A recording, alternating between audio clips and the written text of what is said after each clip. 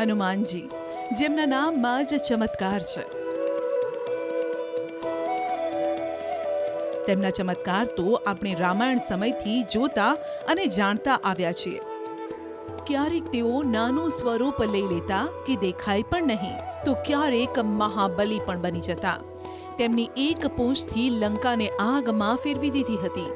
તો લક્ષ્મણ મૂર્છિત થયા ત્યારે તેઓ ઉડીને ગયા અને જીવ બચાવવા સંજીવની બુટીવાળો દ્રોણાગિરી પર્વત ઉપાડી લાવ્યા. એટલું જ નહીં, તેઓ રૂપ બદલવામાં પણ માહિર હતા. ત્યારે આજે વાત એવા ચમત્કારી મહાવીરની, જેઓના પરચા આજે પણ લોકોને મળે છે. આમ તો દેશભરમાં હનુમાનજીના લાખો નાના મોટા મંદિર આવેલા છે. જો કે આજે એવા મંદિરની વાત કરીશું જેનો ઇતિહાસ જ નહીં, પરંતુ વર્તમાન પણ અનોખો છે. રાજકોટનું રહસ્યમય અને અનોખું મંદિર. આ મંદિરે કોઈ નથી વિતાવી શકતું રાત. જો રાત્રે અહીં સૂવો તો સવારે ન જડો. રાજકોટના હળમતિયા ગામે એક એવું હનુમાનજીનું મંદિર આવેલું છે કે જેમની મૂર્તિ દર વર્ષે એક ચોખાવા વધે છે. એવી પણ માન્યતા છે કે અહીંયા જે છે એક અનોખો ખીજડો આવેલો છે ને આ ખીજડાની અંદરથી ગળકી શકાય છે. ત્યારે ચાલો લઈએ એક અનોખા મંદિરની મુલાકાત. રાજકોટથી થોડે દૂર એવા દેવ બિરાજ્યા છે જે સ્વયંભૂ પ્રગટ થયા. આ ગામનું નામ છે હળમતિયા, જે રાજકોટથી 25 કિલોમીટર દૂર આવેલું છે.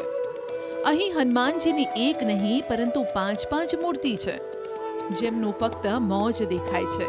એટલે કે અહીં દાદાના 5 મુખના દર્શન થાય છે, જેઓ સિંદૂરના લેપમાં લપેટાયેલા છે. દાદા અહીં સ્વયંભૂ પ્રગટ થયા છે, જેની પાછળ એક લોકવાયકા છે. 5000 વર્ષ પહેલાની વાત છે, જ્યારે આ જંગલ વિસ્તાર હતો. લોકોના કહેવા મુજબ આ હિડમ્બા વન તરીકે ઓળખાતો હતો, જેથી ગામનું નામ પણ હળમતિયા પડ્યું. પાંડવો વખતમાં હળિંબા વન કહેવાતું, એની ઉપરથી આ હળમતિયા ગામનું નામ પડ્યું છે. આ દાદા પ્રગટ થયેલા છે. અહીંયા કણે રસ્તો હાલતો હતો તો અહીંયા હાથી આવેલું, તો હાથીમાંથી 5 લોહીની શેડ્યું થઈ અને દાદા પ્રગટ થયા. અત્યારે જુઓ તો તમે રાજકોટથી એટલું માણસો આવે છે, આજુબાજુના ગામના એટલા માણસો આવે છે. પહેલાં અહીંયા કાંઈ નહોતું, ખીજડો હતો, ખાલી પીપરો હતો, કાંઈ હતું નહીં. ખાડામાં દાદા હતા. ખાડામાં ખોદ્યું એટલે દાદા નીકળ્યા અને દાદા લોહી જાણ થઈ ગયા. એટલે બધાય ગામને 2 ગામને એમ થયું કે આ દાદાનો પરસો છે, આપણે આ ખોદી અને હરખું કરી. એટલે એને ખોદી હરખું કર્યું તો 5 મુખ નીકળ્યા. એટલે બધાએ તે પછી બધાએ માનવા માંડ્યા. જ્યાં પડ્યો હાથીઓનો પગ, ત્યાં ખાડામાંથી નીકળી દાદાની મૂર્તિ. સ્વયંભૂ પ્રગટ થયા બજરંગબલી, એક સાથે 5 મુખવાળી અનોખી મૂર્તિ. દર વર્ષે ચોખા જેટલી વધે છે આ મૂર્તિ.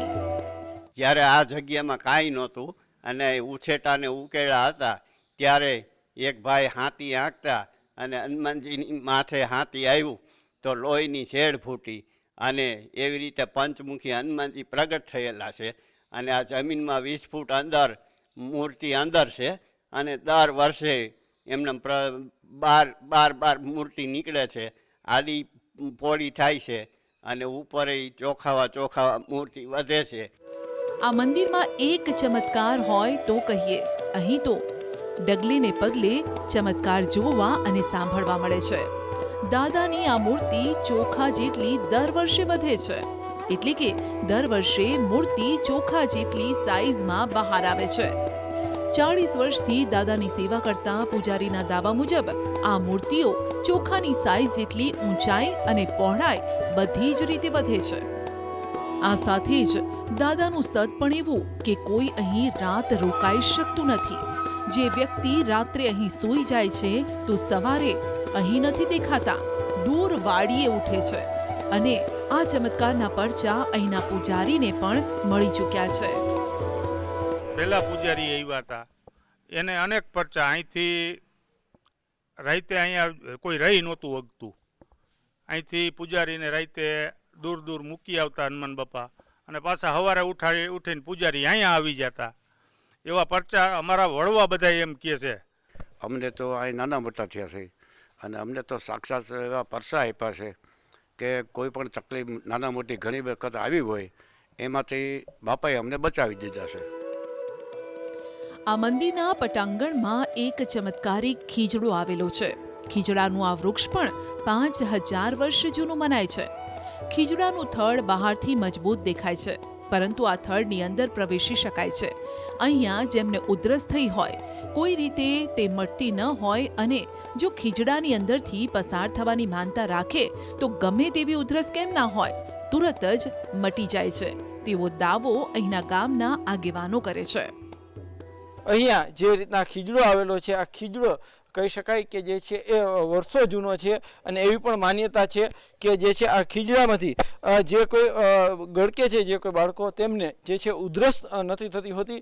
ઉધરસની પણ માનતા અહીંયા રાખવામાં આવે છે. આપ દ્રશ્યોમાં પણ જોઈ શકો છો કે જે રીતના આ બાળક છે એ બાળક જે રીતના અત્યારે આ જે વૃક્ષની અંદરના ભાગથી જે છે તે પસાર થઈ રહ્યું છે. ખાસ કરીને જે છે વાત કરવામાં આવે તો જે છે એ આ વૃક્ષ જે છે આ ખીજડો પણ ચમત્કારી માનવામાં આવે છે. આ ખીજડાની અંદરથી જે છે બાળક ગરકતું હોય છે અને આપ દ્રશ્યોમાં પણ જોઈ શકો છો. ખીજડાની બીજી વિશેષતા એ છે કે આશરે 50 વર્ષ પહેલા ખીજડાની અંદર અગમ્ય કારણોસર આગ લાગી હતી. ખીજડો આખો અંદરથી બળી ગયો.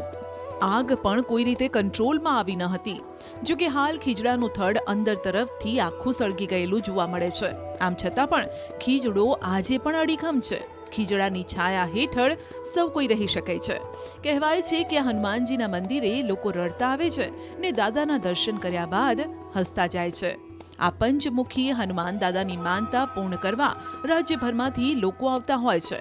દાદા અહીં હાજરા હજૂર છે તેના પુરાવા પણ અહીં આવેલા લોકોને મળ્યા છે. 17 વર્ષ અમે એકને એક જ રૂમમાં રહ્યા.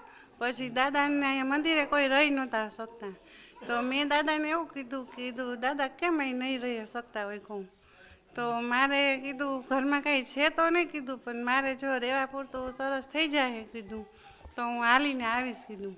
તો એક જ મહિનામાં દાદાએ મારું ઘર ઊભું કરી દીધું અને અત્યારે તો અમારા ઘરે 3 ફોર વ્હીલ હોય, 3 મોટરસાઇકલ છે. બહુ જૂનું મંદિર છે. બહુ અમે અહીંથી મારે 70 વર્ષ થયા, 60 વર્ષ થયા. તમે અહીંયા ભણતા ને ત્યારે દર શનિવારે અમે બેની જોડીમાં અહીં આવતા. અહીં શ્રીફળ વધેરીએ અને બધાને ગોલાની બધું વેચી દેતા હતા. અહીં આવતા ભક્તો હનુમાન દાદાને તેલ, શ્રીફળ, મણિંદો ચઢાવે છે. જો કે અહીંયા ભક્તોનો એવો પણ દાવો છે કે જે લોકોને સાંધાના દુખાવા હોય તે લોકો મંદિરની સાફ સફાઈ કરે તો તે દુખાવો પણ મટી જાય છે. મણિદાની માનતા કરે છે, કોઈ તેલના ડબ્બાની માનતા કરે છે, કોઈ બટુક ભોજનની માનતા કરે છે. તો આ જગ્યામાં કેટલી પ્રવૃત્તિ હાલે છે. અને જે કોઈને હાથ પગના દુખાવા હોય તો એ આ જગ્યાની એવી ટેલ માને છે, વારવાર જોરવાની, મંદિરમાં હંજવારી પોતા કરવાની, તોય એના દુઃખ દૂર થઈ જાય છે. પંચમુખી હનુમાનજીનું મંદિર જે ગામમાં આવેલું છે તે હળમતિયા ગામને પાંડવો સાથેનો પણ સંબંધ છે. વૃદ્ધોનું કહેવું છે કે જે તે વખતે અહીં પાંડવો આવ્યા હતા અને રોકાયા હતા. હનુમાનજીના પંચમુખી સ્વરૂપ પાછળ પણ એક કથા પ્રચલિત છે, જે અનુસાર જ્યારે પ્રભુ રામ સાથે યુદ્ધમાં રાવણને પોતાની હારનો આભાસ થયો ત્યારે તેણે પોતાના ભાઈ અહીં રાવણ પાસેથી મદદ માંગી. ત્યારે અહીં રાવણે માયાજાળથી શ્રી રામની સમગ્ર સેનાને સુવડાવી દીધી. રામ લક્ષ્મણને બંધક બનાવીને પાતાળ લોકમાં લઈ ગયા. જ્યારે બધા ભાનમાં આવ્યા ત્યારે વિભીષણ આ ષડયંત્રને સમજી ગયા. તેમણે હનુમાનજીને પાતાળ લોકમાં જવા માટે કહ્યું. ત્યારબાદ હનુમાનજી શ્રી રામ અને લક્ષ્મણની શોધમાં પાતાળ લોક ગયા, જ્યાં તેમણે સૌથી પહેલા મકરધ્વજને હરાવ્યો. ત્યારબાદ અહીં રાવણ સાથે યુદ્ધ કરવા પહોંચ્યા, પરંતુ અહીં રાવણે 5 દિશાઓમાં દીવા પ્રગટાવી રાખ્યા હતા. તેને વરદાન હતું કે જે પણ આ દીવાને એક સાથે ઓલવી દેશે તે જ તેનો વધ કરી શકશે. આ પરિસ્થિતિમાં હનુમાનજીએ પંચમુખી સ્વરૂપ ધારણ કર્યું અને દીવા ઓલવીને અહીં રાવણનું વધ કર્યું. આ પંચમુખોમાં ઉત્તર દિશામાં વરાહમુખ, દક્ષિણ દિશામાં નરસિંહમુખ, પશ્ચિમ દિશામાં ગરુડમુખ, આકાશની તરફ હયગ્રીવ મુખ અને પૂર્વ દિશામાં હનુમાન મુખ છે. પંચમુખી હનુમાનજીની પૂજાનો અત્યંત લાભ મળે છે. કહેવાય છે કે જો ઘરમાં પંચમુખી હનુમાનજીની પ્રતિમા અથવા તો તસવીર લગાવીને પૂજા કરવામાં આવે તો મંગળ, શનિ, પિતૃ તેમજ ભૂત દોષથી મુક્તિ મળે છે.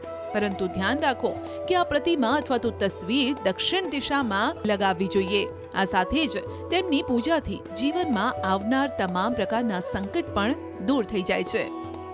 હાર્દિક જોશી, પંચમુખી હનુમાન, હડબતિયા ગામ, રાજકોટ.